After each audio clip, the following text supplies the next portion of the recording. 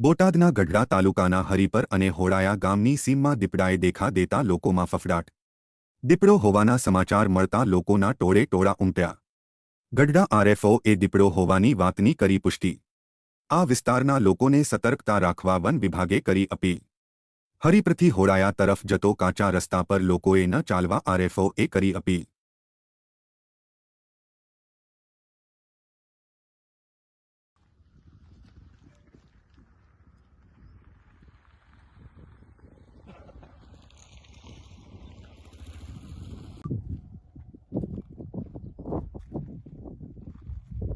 દાઢે નહીં રે ને તો કોઈ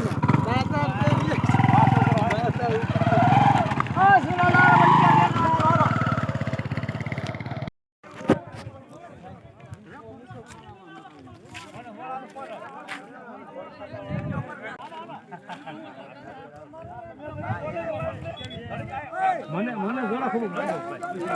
हाँ हरिपुर अने ओळाया जे वच्चेनो विस्तार छे जे काचो रस्तो एना सीममां दीपड़ो छे।